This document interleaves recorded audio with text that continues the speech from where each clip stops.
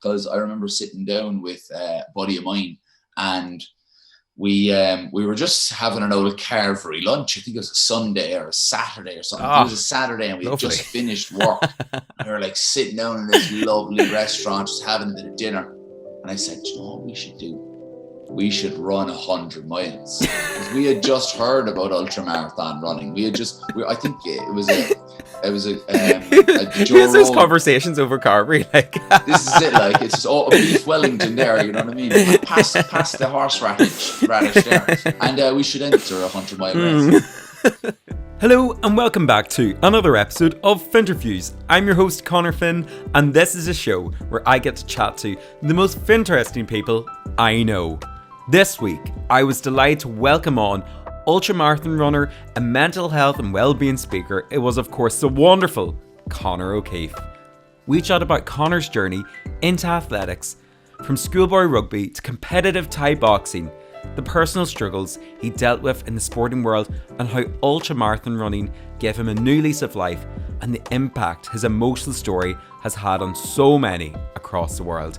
Conor was such a lovely, genuine, down-to-earth guy to have on the show, and I'm just delighted that he even got him down for a second because he is flat to the mat. With that being said, now we did really deep dive into some of his personal mental health and some of the stories, so this may be triggering to some people as we do mention different topics like suicide and depression at stages. But with that being said and done, please enjoy this latest episode of Finnterviews with the fantastic Conor O'Keeffe. Well, welcome back to another episode of Finnterviews. On the show this week, I'm delighted to welcome on, after a bit of technical difficulty, the wonderful Conor O'Keeffe. How's it going, Conor? Not too bad, Con. How are you? Not too bad. Yeah, sorry, I just realised, we're just going to be saying Conor throughout this whole podcast. Conor, what's going on? No, not too bad, Conor, yeah. No, we're doing grand. Sure, it's sun shining, and you have been non-stop. I'm surprised we actually managed to land you in for a hot second. Like, I was literally just checking like my Instagram before coming on here, and it's in your stories, and you sprinting about at whatever time, and I was going like, oh God, here we go. Yeah. This man's up for chatting. Yeah, no, I'm just about starting to feel human this morning, so we should get a good chat. Exactly. Well, that's it. Anyways, I suppose, first and foremost, for the odd chance that somebody is find yourself through coming onto this podcast or find me or whatever like this, maybe gives a really brief, introduction, like about yourself, maybe where you're from, kind of your background, suppose what you're known for. Yeah. I suppose I'm a 29-year-old ultra marathon runner, and I'm a mental health advocate, well-being advocate. That's how I pay the bills. I talk to companies and universities about mental health, well-being, mindset at times as well. I started ultramarathon running about 3 years ago, purely by chance. That I had ran a marathon, and I'm the kind of person that always is thinking, how can you push it a bit further? How could you do it a bit harder or a bit more? And that's kind of basically how I fell into ultramarathon. I've been doing that for the last 3 years. I share an awful lot of my training, my life, my day-to-day on my Instagram, and people just started to follow that and enjoy it. Some people didn't enjoy it. That's okay too. And we just basically, I suppose, developed this community of people that really enjoy sharing parts of their lives with me, and I like to enjoy sharing parts of my life with them. And I started a podcast coming up on about 6 or 7 months ago, and it's been just an incredible part of the journey, just becoming a podcaster, talking about things every week. Every Monday I have an episode out. I actually have to record this week's episode today, which is all about the race that I did on Saturday. I did a 12-hour race on Saturday. That was, like, as I said, it was the best and worst performance of my ultra career. There was some phenomenally good things to be taken from it, and there was some things that were just like, oh look, it just wasn't firing on the day or whatever the case be. But throughout it all, I just kept smiling. I loved it. I really just enjoy doing it, regardless of where I finish or how the race goes. So it's an enjoyable thing for me. So that's basically me. Yeah, I feel like you wrapped that up so much more succinctly than like what I was going to be like. Well, this is what I think you're going to do. So I always just had to guess, trying to just tell me in case I drop by anything. But yeah, that pretty much wraps it up. Like, but I suppose, like, even first and foremost, before all this, like, just so casually the way you're able to be like, yeah, I suppose like ultramarathon runner, like you realize that these are like for me stepping in from the outside, I suppose, and first discovering yourself as well over the last couple of weeks and stuff. I remember just being like, wait, ultramarathon? Like I remember having to look it up and be like, is marathon not enough? What the fuck's an ultra one? Like, Yeah. I suppose, like, when did you first kind of get into this whole kind of sports and like athletics, I suppose, kind of world and scheme? Like, was it something you had kind of always gravitated towards, or like did you ever potentially have another path in mind that wouldn't have led you down this route? I don't know. Yeah, I suppose I actually don't think I ever was naturally athletic, and I was quite an overweight young fella. Actually, I was quite a chubby young fella, so I think I gravitated towards sports that allowed me to I suppose use that weight advantage. And that's why I started playing rugby at around 9-10 years old. And I played rugby all the way up through into secondary school. Went to the secondary school that I went to because it was a rugby playing secondary school. And realized when I got in there that maybe I'm not as good as I thought I was. And everybody else was really, really good. And I kind of thought, well, you're going to have to find something new here, and so I had done Taekwondo as a young fella. I really just enjoyed martial arts. I was a big fan of Power Rangers when I was really small, and I just loved. I was a big fan of Bruce Lee as well. Bruce Lee's movies. I remember watching them in my grandmother's house. She always used to have to, watch the kind of older films. Yeah. And I remember watching Enter the Dragon when I was about 8 or 9, and just loving Bruce Lee and thinking he was the coolest guy on planet Earth and wanting to be him in a way.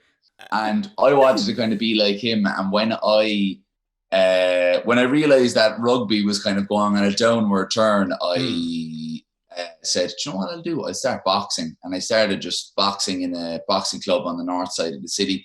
And then I kind of missed using my legs because I have really long, lanky legs. I'm built like a dinner table.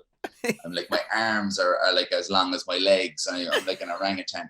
And so I wanted to use my legs as well as my arms. And my buddy said, you should start Thai boxing, because I wanted that physical element. I wanted that, like, I suppose, rough element of it. I wanted to, hit people and be hit. And you weren't really getting that in Taekwondo. It was more of a kind of a showy type sport. And so I went to my first ever Thai boxing class, Siam Warriors Thai boxing gym in Cork. And first day I ever went in there, first training session I ever did, I just fell in love with it.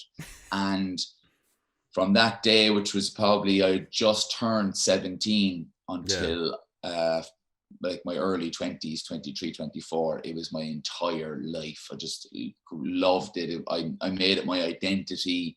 I had a really kind of a turbulent relationship with it. I was either always on an upward turn and life was going fantastically well, or it was plummeting downwards. And I had never had this kind of chance to just be me, to be in this kind of zone where I could just cope with the day-to-day things, cope with how my days were going. It was either I had to be on cloud 9 or else I was down in the dumps. And I was searching for that balance like throughout my whole life. And I wasn't finding it, by getting punched in the head. And I remember in 2013, coming close to the end of my Thai boxing career. I had no idea that it was coming to the end of it, but I had a chance to fight for an Irish title. And it was like my dream ever since I'd stepped foot inside that gym 6 or 7 years before that. All I wanted to do was fight for an Irish title. And I got in, fought hard, and in the last minute of the last round, I got knocked unconscious in that fight. And I think, you know, when you do fight, you always run the gauntlet that something like that is going to happen. Yeah. And I had faced that down a few times. I faced that possibility, and it just hadn't happened so many different times that I thought, you know, I've never thought really of what happens the other side of it. And I just don't think I ever developed the tools or the life skills to help me deal with something like that. Because I had put Thai boxing in such a place that it was like I was losing a loved one when I stopped Thai boxing. Like I was grieving the loss of it, like, you know, and I never had given myself the opportunity to have those skills to cope with something so devastating as that loss, you know. So my Thai boxing career kind of fizzled out from there. I fought on a couple of more times, but never with the same kind of passion. And I spent a good few years just partying, catching up on time lost. Because like when I was Thai boxing, I was living like a monk. I used to never drink or eat bad food or stay out late or do any of those things. I didn't go on leaving cert holiday or college balls or nights out or anything like that. Just didn't do any of those normal things that, you know, a college student does. Yeah. And I said, I'm going to fucking catch up now. I am going to catch up now, and I'm going to tie one on. And for about 3 or 4 years, I relied heavily on alcohol, and I relied heavily on that kind of social scene to kind of, I suppose, pull me through, maybe give me a new identity, you know, as this, you know, socialite. And did that for a couple of years, really hit some really rocky patches, some really, you know, dark times, thought about taking my own life a couple of times, wasn't in a good frame of mind whatsoever. I had no real lust for life anymore, you know, just didn't really care, you know. And I think that happens to so many people, where they get to the point where they're just like, okay, I've reached to the point where I don't care about my life anymore, and I'm just in self-destruct mode. And what it is, it's not like an explosion, because an explosion is something that's like, you know, everybody can see. Yeah. It was more like an implosion. It was like something that was just inside me. Nobody else could see it, but it was just eating away at me, I suppose, the whole time. And then kind of out of nowhere, I thought, you know what, I need to be an athlete again. So I said I'd run my first marathon, and I did. I kind of half trained, half drank my way to the start line of my first marathon. And then not so long after that, I found Ultramarathon, and it was a really, like, I just stumbled upon it. I never really gave much thought into, the new course of action now is I'm going to be an ultramarathon runner. I never knew that I was going to do one after the first one. You know, I just thought I'm going to give it a lash and that's it. Yeah. Because I remember sitting down with a buddy of mine, and we were just having an old carvery lunch. I think it was a Sunday or a Saturday or something. It was a Saturday, and we had just finished work. And we were like sitting down in this lovely restaurant, just having a bit of dinner. And I said, you know what we should do? We should run 100 miles. We had just heard about ultramarathon running. I think it was a Joe those conversations over carvery, like this is it, like it's just a beef Wellington there, you know what I mean? Past the horseradish there, and we should enter a 100-mile race. That was basically what it is. But I've been pulling the same guy, my buddy Mark, who won the 12-hour race actually that I had just ran in on Saturday. He just won that. Yeah. And I pulled him in. I've been pulling him into all these type of schemes for ages. And he has just, I suppose he's just evolved in such a way that he's just come to, you know, to just take this on as his own, you know, and he's still ultramarathon running, obviously. So it's just, it's just it was a fantastic story to have, that we just sat down for lunch one day, and by the end of that lunch we left having entered our first ultramarathon, you know, and it was in 7 weeks time. It wasn't like oh yeah, we enter this now and we've a year. You have the year to train. Yeah. We had 7 weeks to prepare, which was just like not enough time at all. And we just headed off, and 7 weeks later we showed up at the Connemara 100-mile ultramarathon and gave it socks. And then since then, I suppose everything as well that like has been going on. I mean, even like I know yourself for the Project 32 that you've kind of been chatting about like this. Like I suppose it's just kind of one of those things that I've kind of picked up from your personality, is this always kind of like same drive, as you said, almost like chasing like that next thing. But like, I mean, Jesus, like that's, I mean, you hear of people, you know, obviously getting to sports some way, being like, or some kind of athletics being like, oh, well, yeah, I used to play, you know, for club or whatever like this. But it's funny, you obviously came in, you're being like, tried rugby. They were much better. So just thought I'd, you know, go into something else as like, you know, bit of fobbing into. And like, it's mad that like that, you know, those wee decisions completely kind of grafted then your life for the next while. And obviously like, you know, ups and downs have came with it, but like it's always supposed kind of been a thing, like not even determined on what kind of sport or what kind of thing that you're doing, but like I feel like it's just part of your personality that you need to get that like thing out there, or like as you said, chasing those kind of like almost highs or that next big achievement. Like for someone that is only starting to get into running now and just entered into like Dingle's half marathon like a year ago, and I completely forgot about it. It's at the end of summer. I'm like just so intrigued by that whole kind of mindset, as you said, with you and your mate, where it's kind of like, right, well, we'll do it. And it's just kept on going. And it's slowly, the more that you can kind of get into these things, the more you kind of be like, okay, I can see how you could like maybe push it a wee bit further and stuff like this. Maybe not ultramarathon yet, but but yeah, I suppose it's been a bit of a mad one for you. Like, I suppose in this whole kind of sense of it. And then especially with, I mean, I'm fine that the documentary that just came out earlier, I suppose I was just so intrigued by like, how did this man like get into all of this? Like, because it's not just, oh, just always been into running. It was, as you said, rugby, like, you know, kind of like fighting, and then again into running, and like, yeah, it just seems to be like an all aboard kind of scheme.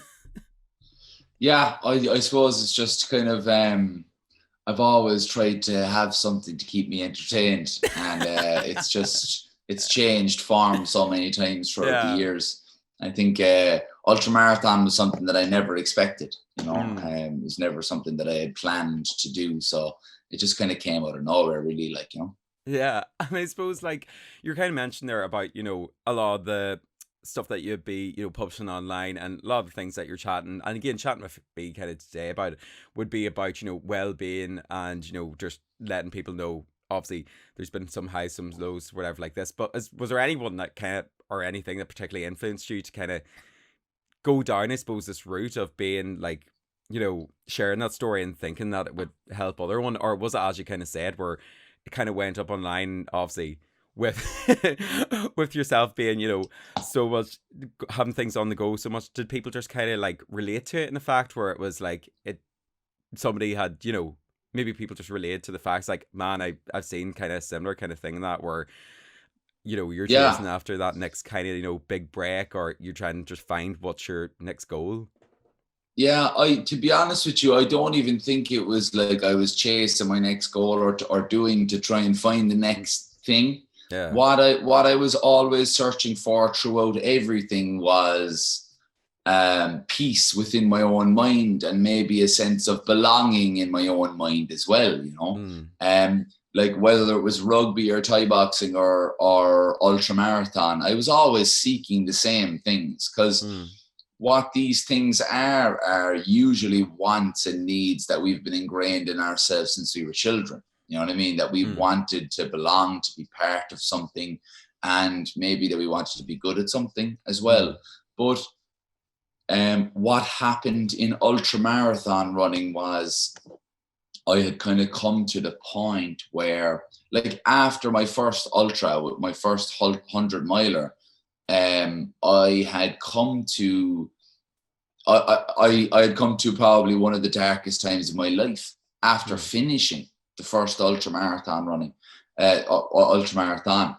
And when I finished that, I spent about 4 months just drinking and partying and with no real guidance of where I was going to go. I'd completely forgotten about the achievement of crossing the line of a 100-mile run, and just really had fed into the negative thoughts that were in my mind. So when I started the new year, 2019, I basically said to myself, you have to change your life now, or you might not actually see the 1st of January 2020. You know, like you need to really have another look at yourself and see what we need to do if we want to live the way we've always thought we could have lived. You know, I always thought that I could have been doing something great. Didn't have a clue what it was. No idea what it was going to be.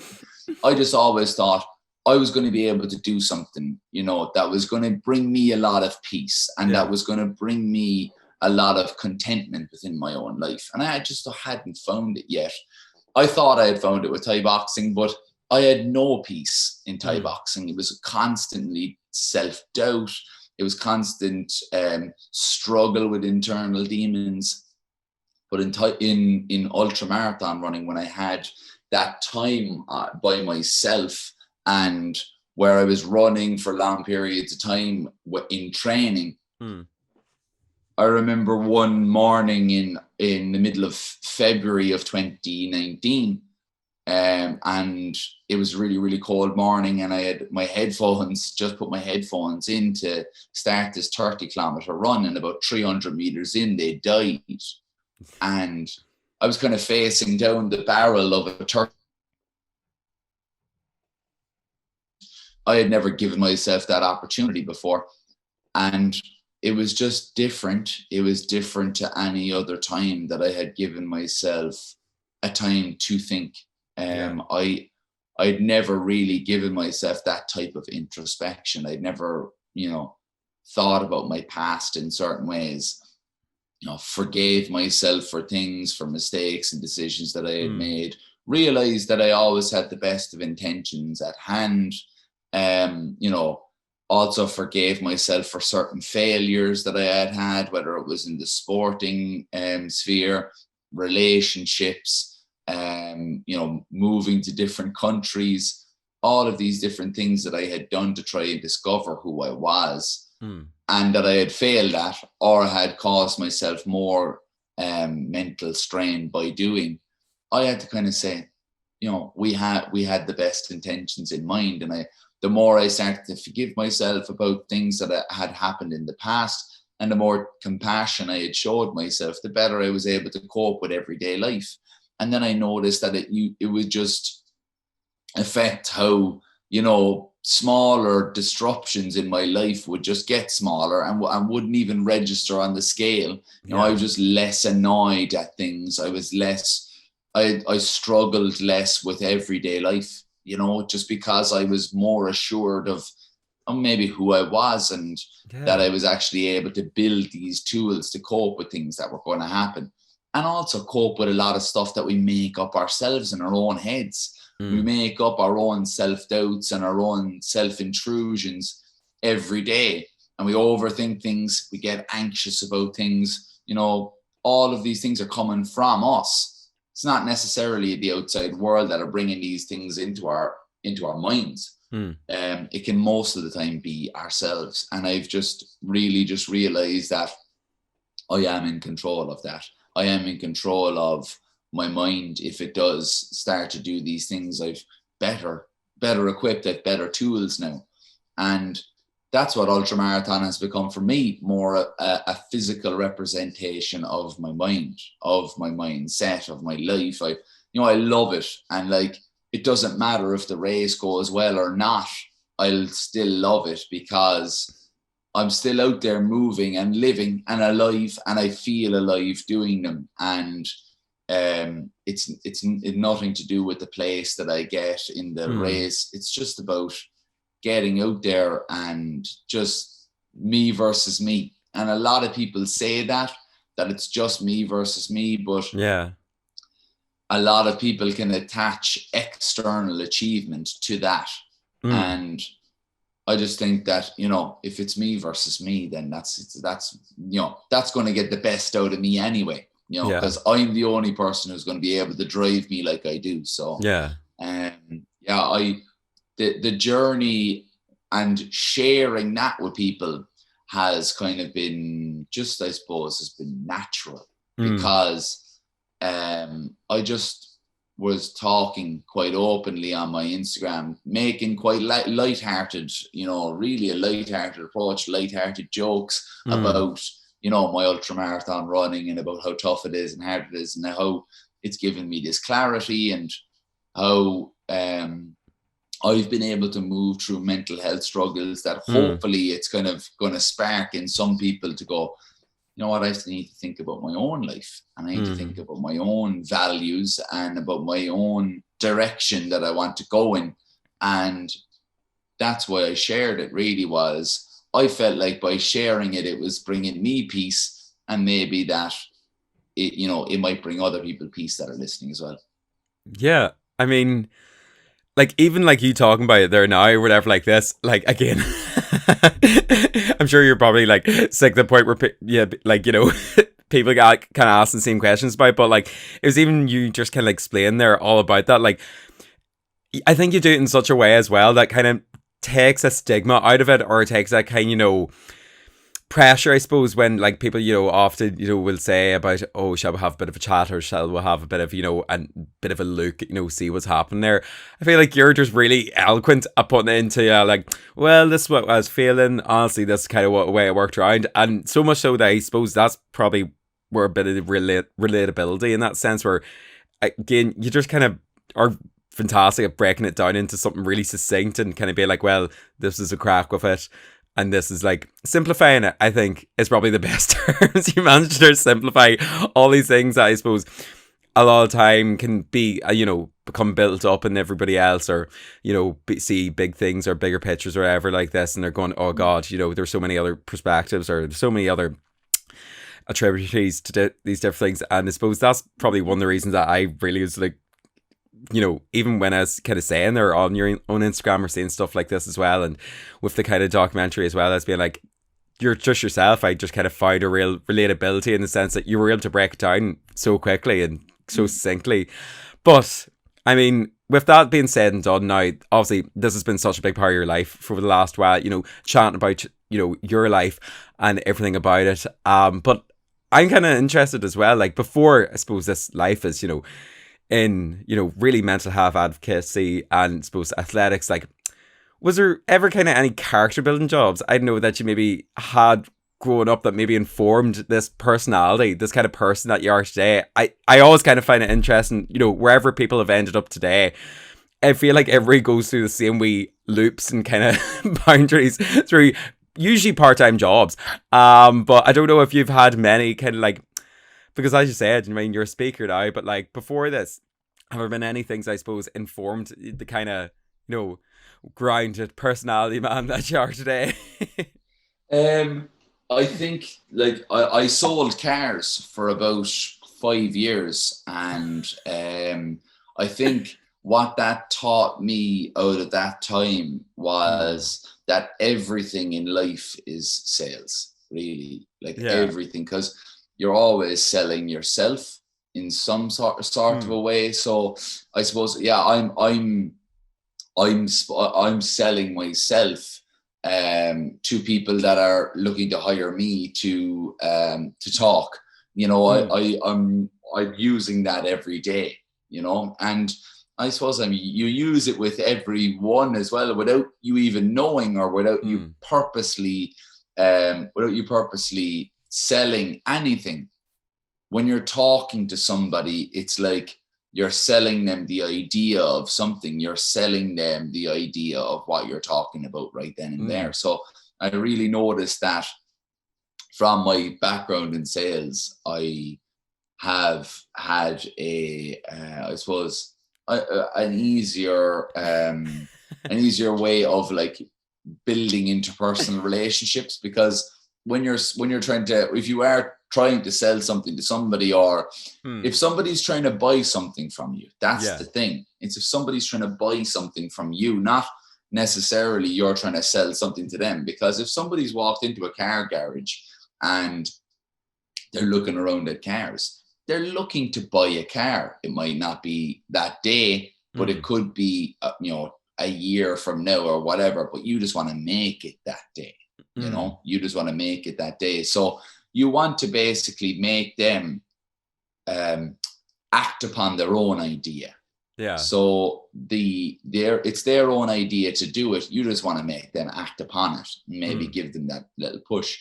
I feel like I have had to do that at certain points in time with people that I know, but it'd be for maybe a more positive thing. And that is like, talking about what they're going through in their day to day, giving themselves that, it's you do want to talk about these things, but I'm just going to give you, I'm going to give you the invitation, and that will make you feel more comfortable about doing that. And, as well, people that want to do ultra marathons and they say to me, like, I want to do ultra marathons. And look, it's your idea. You just have to act upon it at whatever time you want to act upon it. Whatever I say to you right now should or shouldn't make or break the decision. So I think having that background in sales has, definitely affected certain aspects of my life and how I've come to, make my own living. Yeah. Well, I mean, I'm sold. So, no, like, I suppose usually I expect people to kind of be like, yeah, do you know what I mean? Was like a weirder for a while. Like, I learned how to deal with dickheads. So, that's always, tick off the, not something that you always run into every single day, but like, yeah, I wasn't expecting. Oh, there are dickheads in every aspect of life, and I'm sure there's probably a few people that think that I am one. So there's everybody thinks that somebody else is a dickhead. So no, but I love that you just came in to be like, yeah, well, I sell. Do you know what I mean? From background in sales, so I can sell. And I'd be like, oh Jesus Christ, all right. Yeah, I'd be like, the man, he really does sell it, like. But I suppose as well, like, you were kind of mentioning there over, last while and everything that's kind of been, that you've been able to achieve so far in this. Like, have there been any major, I suppose, out of all of the standout moments that came from this life and the sporting world, maybe even like the mental health, kind of chat? Like, have there been any things that really came out of this that you maybe never thought could have happened?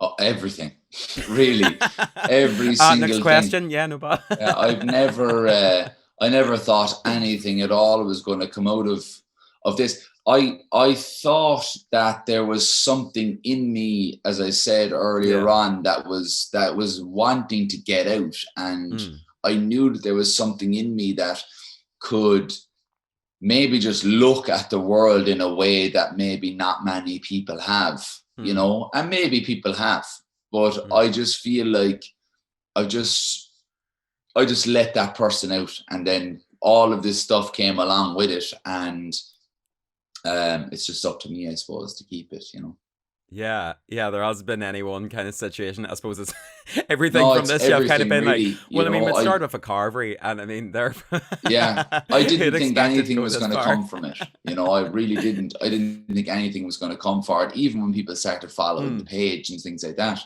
I had no idea that it was going to take off in the way that it I mean, did. who thought you'd be here chatting to some specky Nordy kid on a Monday morning Sure, in June? Honestly, Cork kid, so yeah. It's the two Connors, do you know what I mean, representing each area. That's it. Yeah. Two Connors, 8 eyes between us. I suppose, like, on the opposite turn in this, I don't know if there's been any major, I kind of phrase this as horror stories, but like any major kind of like points, coming into this whole, scheme of things that, again, you never really thought could have happened. Like, because as you said, like, obviously you're so open about, you're in real dark places, and, obviously chatting about, your mental health and, the different things that you've went through has been a big help in it. But has there been, I don't know, maybe do people or the more courteous to be reaching out. And like, does it take a bit of pressure onto that, you know, obviously sharing so much about yourself? Or I don't know if there's been any, you know, major kind of downfalls of, you know, becoming almost this voice, you know, for these people. Um, I kind of try and keep a fairly good awareness about how I feel about it, you know. Yeah. So if I am feeling like I'm getting a bit drained, which I can do, you know, I think sometimes Instagram and that kind of stuff can be, you know, over time more draining than even running these things, because it's kind of constantly there. So to be honest with you, like, I suppose a perfect example was the race on Saturday. I put up some posts and stories about the race, and I have hundreds of messages, and I haven't read any of them, but I've also no pressure to read them, and I'll read them when I can and when I want to, you know what I mean? And I will read all of them. I might not respond to all of them because I just, you know, it wouldn't be a good, efficient way to spend time. No. But I will read every single message that I get, you know? Yeah. And so, but before, I'd have been reading them as they came in, you know, and I'd be drained, like I'd be destroyed. And, you know, it was maybe just this kind of silent agreement that I had made with me and the universe that I was going to take time every single time that someone messaged me to message back and do all these things. But I've noticed that people don't even really expect that. They just want you to get the message. They don't necessarily care whether you're, you know, writing something back to them. They just want to send a message and have you read it. And that's what I'm going to do to every single one. And I'll respond to certain ones as well, because it all depends, I suppose, on the subject matter of it.